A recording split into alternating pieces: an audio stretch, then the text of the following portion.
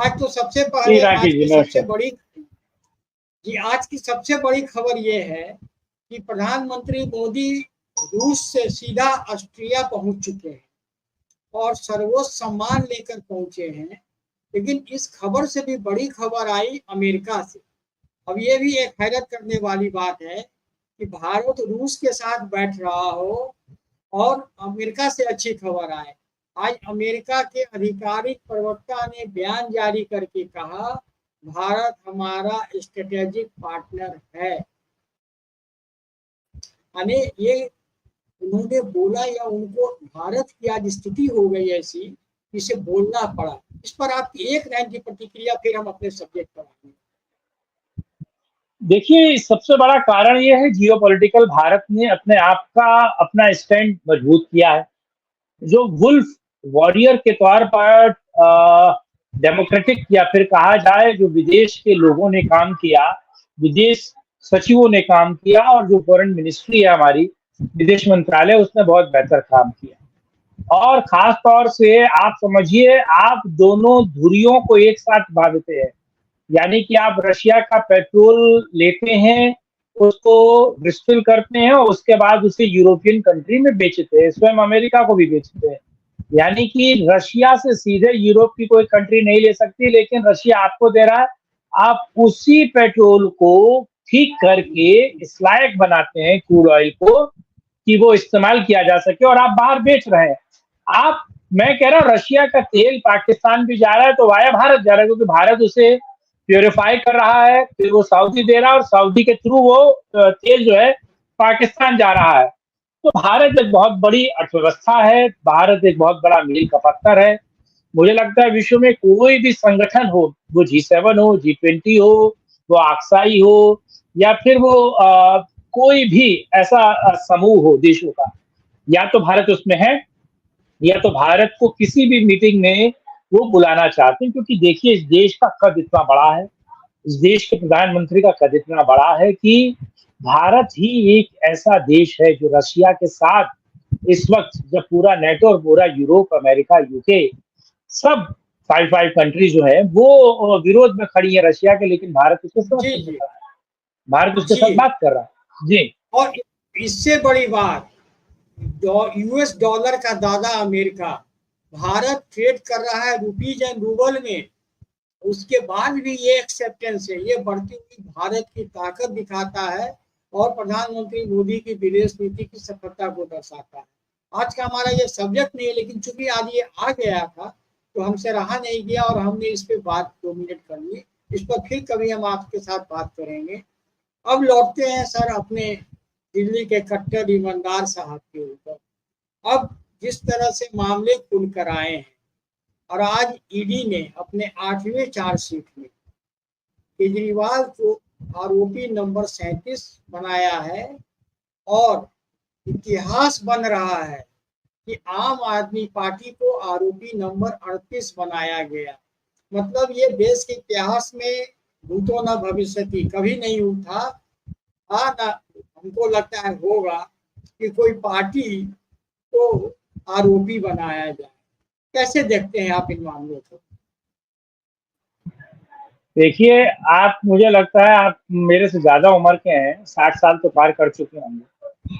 आपने आज तक पृथ्वी, मुझे लगता है दिल्ली का, देश का, इस एशिया का, पूरे वर्ल्ड का, पृथ्वी का, सृष्टि का, पूरे अखंड ब्रह्मांड का सबसे कट्टर ईमानदार आदमी देखा है? नहीं ना। आप 60-70 साल की उम्र में पहली बार ईश्वर आपके पुण्य ने फल दिया होगा। आपने जरूर कोई, मुझे लगता है, मोती दान किया होगा कि आप अपने जीते जी अखंड ब्रह्मांड, यानी सत्यवादी हरिश्चंद्र की दूसरी औलाद नहीं, हरिश्चंद्र का बाप है ना, वो पैदा हुआ जिसका नाम अरविंद केजरीवाल है। और ऐसा कोई सगा नहीं जिसे केजरी ने ठगा नहीं। तो आप भी समझिए, वो तो बीबी उनके राजनीतिक मामलों में हस्तक्षेप नहीं करती, अगर करती तो उसको भी वो साइडलाइन कर देते। यानी इतना घंघोर कट्टर ईमानदार, इतना कट्टर ईमानदार की ईमानदारी उनसे शर्माने लगे, खौफ खाने लगे।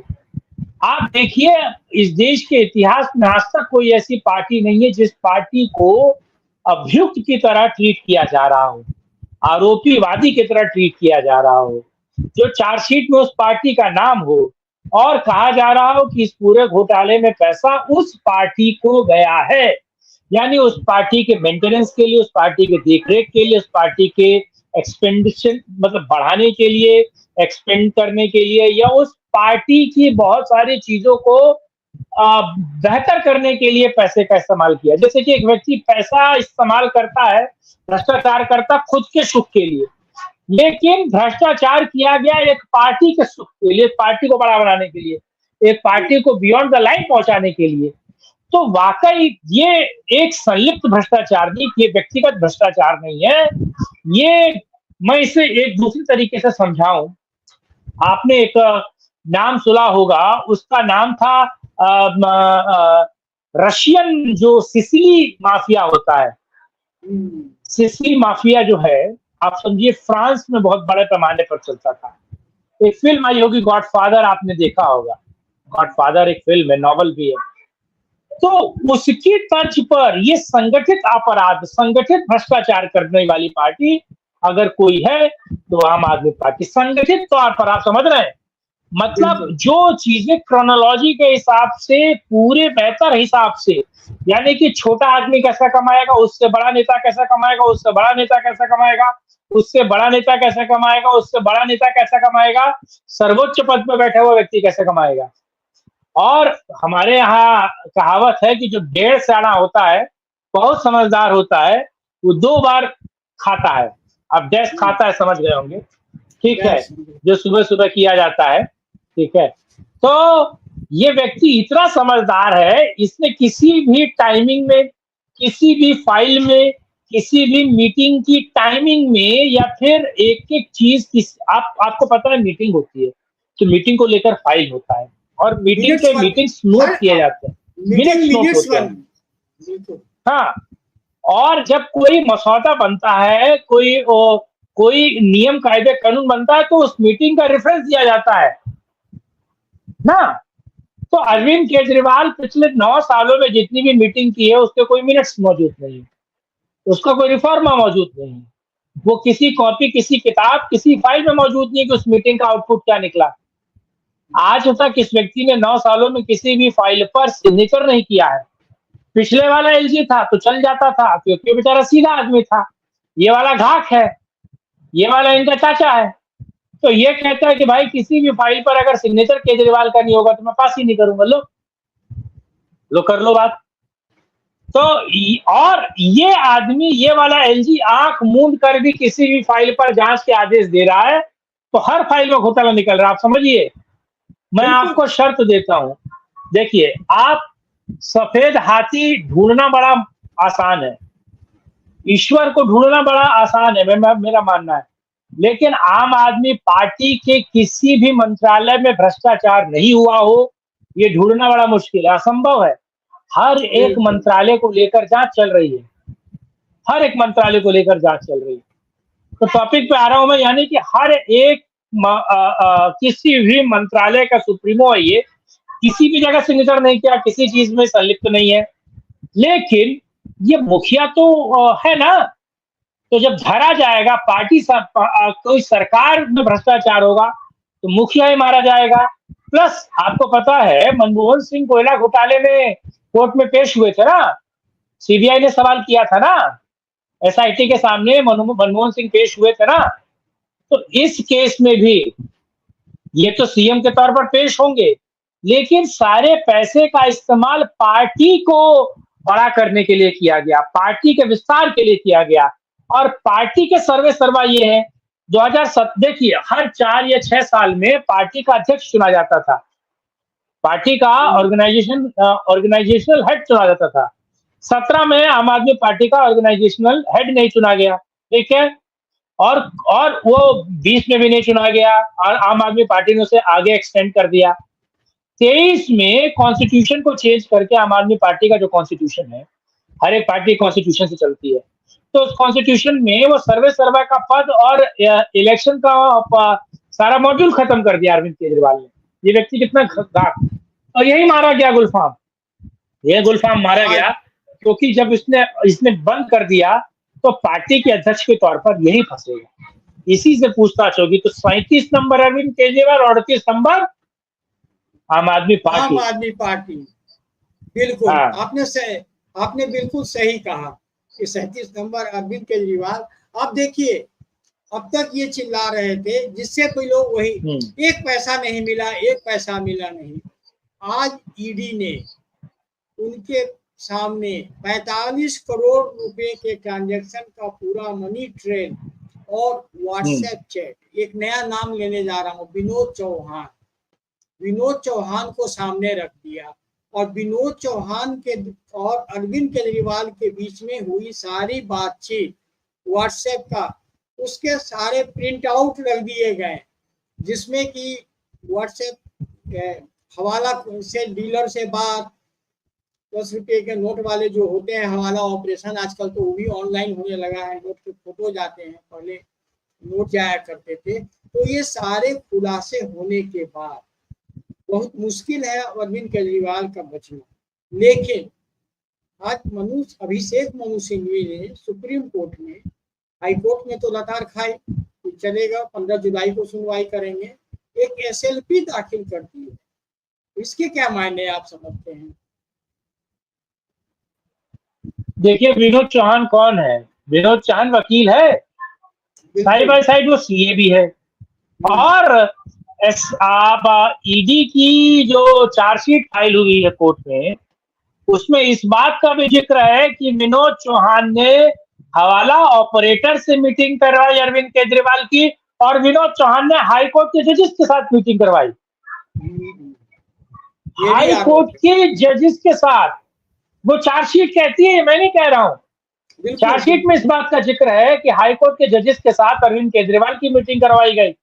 तो हाई कोर्ट के जजेस के साथ मीटिंग किस लिए करवाई गई? क्या उनको पता था कि हाई कोर्ट में मामला जाएगा, कल की डेट में कोर्ट में मामला जाएगा, तो कोर्ट से रिलीफ चाहिए, या तमाम केसेस चाहिए उससे रिलीफ चाहिए? तो हाला हवाली ये जो है, ये किस तरीके से फायदा दे सकता है? और ये हवाला वालों ने जब हाई कोर्ट के जजेस, जो कुछ जजेस हैं, उनके साथ मीटिंग करवाई, मैं कहता हूं कि ईडी के चार्जशीट के अनुसार मुझे लगता है सुप्रीम कोर्ट को सो मोटो लेना चाहिए। सो मोटो लेते हुए ये कोर्ट की न्यायिक जांच होनी चाहिए कि ईडी किन जजेस पे बात कर रहा है और किन जजों की पर जांच होने वाली है, किन जजों का नाम है और उन जजों को सीधे तौर पर क्या लाभ मिला। मैं नहीं कहता हूं कि करप्शन है, लेकिन शक की सुई इसलिए आती है क्योंकि एक न्याय बिंदु जज साहिबा थी, वो रात के 10 बजे वो अरविंद केजरीवाल को बेल दे देती हैं और कहती है मेरे पास टाइम नहीं है, मेरे पास टाइम नहीं है सब पढ़ने का। तो क्या हाई कोर्ट के जजेस के द्वारा, या फिर अभिषेक मनु सिंघवी मोटरसाइकिल पे भी जज बनाते थे, गाड़ी में भी जज बनाते थे, अपने चेंबर में भी जज बनाते थे, तो ये जज कहां से बन के आई है?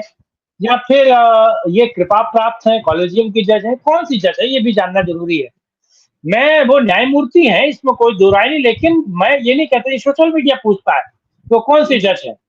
और अभिषेक मनु सिंघवी का तो पुराना है, और अभिषेक मनु सिंघवी लक्ष्मी मल सिंघवी के बेटे, बिल्कुल। और लक्ष्मी मल सिंघवी वो जब इस देश में, आपको पता है कि 75 में संविधान संशोधन जब हुआ, इमरजेंसी से पहले और इमरजेंसी के बाद, तो सेकुलर शब्द लाया, उसको डलवाने वाले, उस पर रिसर्च करने वाले, और क्योंकि मैं लॉ का स्टूडेंट भी हूं, मैं आपको बताऊं, तो हम लोग लॉ के बारे में बहुत सारी चीजें, आप समझिए, पढ़ने की कोशिश करते हैं, समझने की कोशिश करते हैं कॉन्स्टिट्यूशन के पैरा को, तो हम लक्ष्मी मल सिंघवी की किताब को कोट करते हैं, उनको पढ़ते हैं, उनकी थीसिस को पढ़ते हैं। उनका बेटा जो साइकिल की सीट पर, मोटरसाइकिल के आगे वाली सीट पर, और जो चरपहिया कार होता है उसकी पिछली वाली सीट पर, और चेंबर में वकील बनाते हैं, वकालत वकील। अब मुझे लगता है कि ये तमाम दिल्ली में चलने वाले कोर्ट, ये जो इंस्टीट्यूशन है ना, कि जो जज की परीक्षा करवाते हैं, जज का प्रिपेयर करवाते हैं कि जज कैसे बने, और वैसा ही एक वो चलाते हैं अभिषेक मनु सिंघवी की जज कैसे बनते, आगे वाली सीट पर कैसे, खैर उस पर नहीं जा रहा हूं मैं, ठीक है, मैं उस पर नहीं जा रहा हूँ, ठीक है, मैं टॉपिक पे आ रहा हूँ, ठीक है, मामला बोरिंग ना हो इसीलिए ऐसी बातें करनी पड़ती है। तो अभिषेक मनु सिंघवी को छोड़िए, मामला ये है कि अभिषेक मनु सिंघवी की आजकल चल नहीं रही है। आपको पता है अभिषेक मनु सिंघवी हार गए। अभिषेक मनु सिंघवी ने अपना आदमी उठाया बार काउंसिल के इलेक्शन के लिए सुप्रीम कोर्ट में, और कपिल सिब्बल ने अपना आदमी उठाया बार काउंसिल के इलेक्शन के लिए सुप्रीम कोर्ट में। जीता कौन? कपिल सिब्बल खुद लड़े, और अभिषेक मनु सिंघवी ने अपने चेले चपाटे को लगाया। दूसरा, आम आदमी पार्टी तो हाथ पैर मार के थक गई, अब कांग्रेस चाहती है कि अभिषेक मनु सिंघवी को सुप्रीम को वो अपर हाउस भेजा जाए, राज्यसभा भेजा जाए, हाथ पैर मार रही है। अच्छा, एक महत्वपूर्ण चीज ये भी समझिए कि अगर कोर्ट में, सुप्रीम कोर्ट में जाते हैं सिंघवी साहब और लगाते हैं, तो कम से कम वो ये चाहते हैं कि सुप्रीम कोर्ट अरविंद केजरीवाल के मामले को सीरियस ले, क्योंकि सीरियस सुप्रीम कोर्ट ले नहीं रहा है। और जिस तरीके से न्याय बिंदु की थुथु हुई है, ट्रोल किया गया है, सुप्रीम कोर्ट और हाई कोर्ट के कान खड़े हो गए हैं। अब हाई कोर्ट नहीं चाहता या सुप्रीम कोर्ट नहीं चाहता कि वो कोई भी मामले पर बिना सोचे समझे, बिना पब्लिक रिएक्शन समझे, पब्लिक का दबाव समझे कोई फैसला ले ले।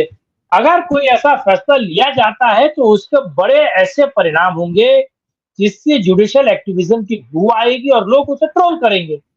अच्छा, आपको पता है आजकल अभी अरविंद केजरीवाल लोअर कोर्ट हो या हाई कोर्ट हो, उसमें बेल की गुहार नहीं लगा रहे हैं, आपको पता है? वो वर्चुअल जाते हैं। हाँ, वो बेल की भी बात नहीं कर रहे, वो केस को कैंसिल कराने की बात नहीं कर रहे, वो ये कह रहे हैं कि साहब एक आयोग बनाया जाए जिसमें मेरी जांच करवाई जाए, जिसमें मेरे हेल्थ का बुलेटिन देखा जाए, मेरे हेल्थ को लेकर चीजें कही जाए, और मेरी पत्नी को उसमें रखा जाए, मैं अपनी पत्नी से रोज वीडियो कॉन्फ्रेंसिंग के जरिए बात कर। अब बेल की बात ही नहीं हो रही है, अब बात हो रही है कि अपनी बीवी को किस तरीके से अब अपने साथ जोड़ा जाए, कैसे दुख उनसे बांटा जाए। तो कुछ नहीं, मुझे लगता है कि पूरे दिन चले पर 2.5 से चले, और वही हाल अभिषेक मनु सिंघवी लोअर चले या अपर चले, कुछ हाथ मिलने वाला नहीं।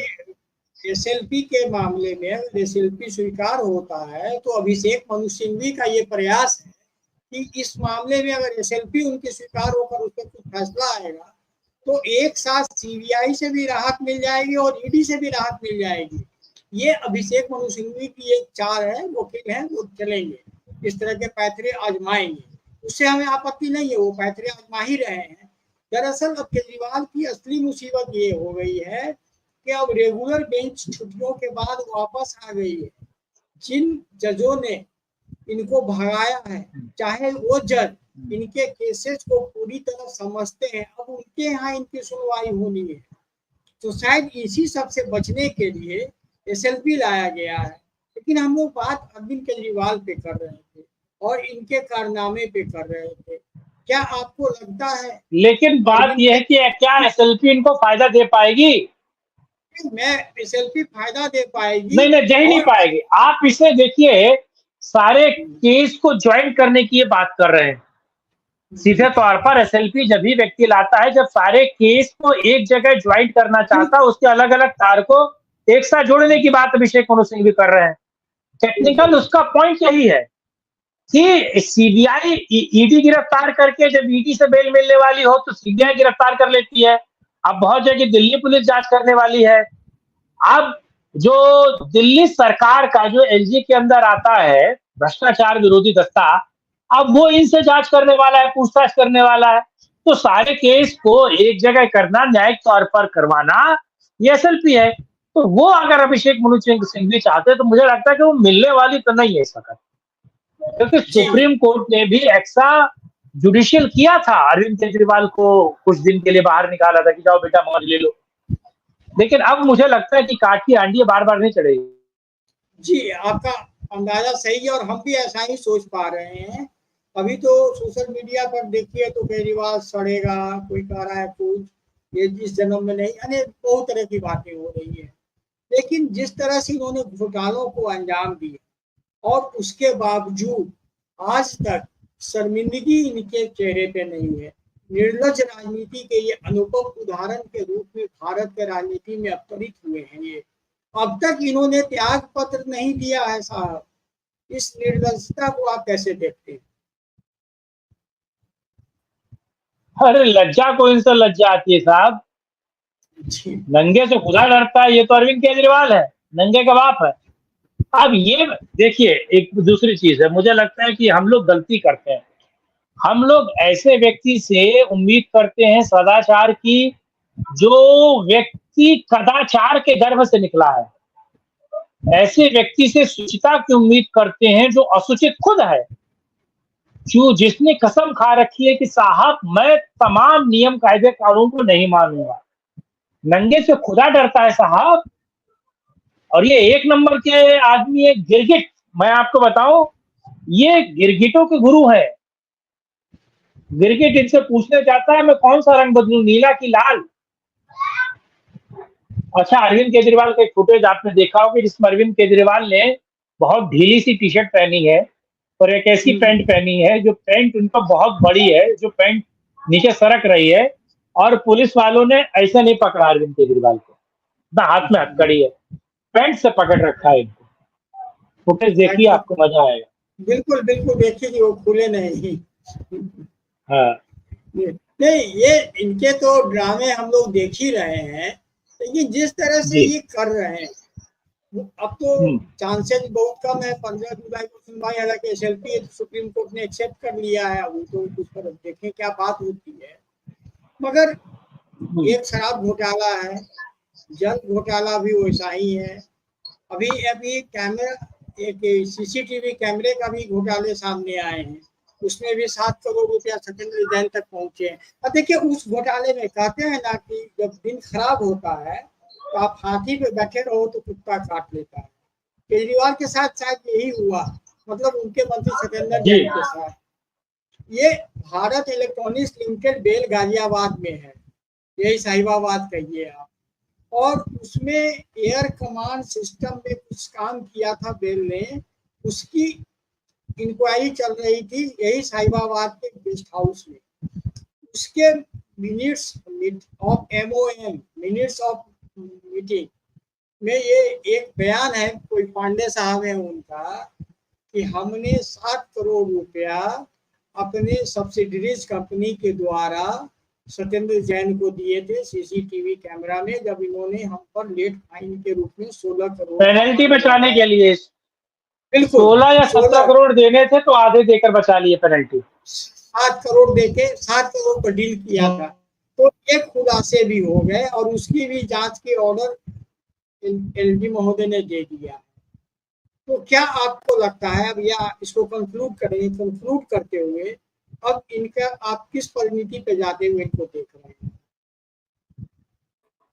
देखिए, बहुत जल्दी सारे के सारे आपको जेल के अंदर दिखाई देंगे। बात खत्म। पार्टी अगर कन्विक्ट हो जाती है, पार्टी जाती है, तो जितने भी मौजूदा विधायक हैं कांग्रेस का दामन थामेंगे, ज्यादातर कांग्रेस, क्योंकि वही खप सकते हैं वो। मैं तो कंक्लूड ऐसी करता हूँ, देखिए कि कोई भी ऐसा विधायक नहीं है जो बचेगा, जो जेल नहीं जाएगा। अब ये डीटीसी वाले का नंबर है और आतिशी का नंबर है, जो डीटीसी चलाता है ना, तो डीटीसी और अरविंद केजरीवाल के, अब वो डीटीसी और आतिशी का नंबर है, ये दोनों जाने वाले हैं। सत्येंद्र जैन पे और मामला पुख्ता हुआ है और आतिशी का जाना बिल्कुल लगभग तय है। और आप बहुत जल्दी पार्टी को खत्म होते देखेंगे साहब, या दिल्ली चुनाव से पहले या दिल्ली चुनाव के बाद। हाँ, पार्टी ही जब कन्विक्ट हो जाएगी तो पार्टी ही खत्म हो जाएगी। तब तो ये जो राजनीति बदलने तो आए, सरकार भी चली जाएगी ना, तो दिल्ली सरकार क्या बचेगी, फिर भी वो भी खत्म। और हमें ये आशा करना चाहिए कि ऐसा बहुत जल्दी हो। बस मेरा तो फाइनल रिमार्क यही है कि आशा करिए कि बहुत जल्दी हो। ये आए थे राजनीति बदलने, ये तो राजनीति ही समाप्त हो जाएगी इनकी। बहरहाल ये मामला कोर्ट में है और कोर्ट क्या डिसीजन लेता है। और एक मामला तो और है, रोज किसी न किसी मामले को लेकर इनके मामले चलते रहते हैं। हमारा तो दरखास्त होगा सुप्रीम कोर्ट से, इनके लिए एक अलग कोर्ट ही बना दिया जाए जिसमें कि इनके ही केस सुना जाए। इनके लिए lower court, high court, supreme court, सारे कोर्ट ही बना दिए जाए। क्या है कि इनको मालूम होता है कि 12 जुलाई तक गए, फिर मालूम होता है फिर इसके लिए केस मीम चल रहा था कि इसके लिए पेटीकोट बना दो। मैं कुछ भी अनर्गल उब गया है लोग। हम लोग भी इनकी खबर करते करते थक गए हैं। आज दिल्ली भाजपा के अध्यक्ष ने भी पीसी करके कहा कि ये एक इतिहास बन गया कि अरविंद केजरीवाल की पार्टी को पहला बार किसी ने बनाया है। यानी जिससे आप बात कीजिए वही आदमी इस चीज को इस पर चर्चा कर रहा है कि क्या हो क्या रहा है। अब चलिए, अब इन्होंने आए थे, नई राजनीति थी और राजनीति की शायद, और हम आप क्या, तकरीबन लोग जिनके पास थोड़ी सी भी सेंस है वो यही कहते हैं इससे जितनी जल्दी निजात मिले अच्छा।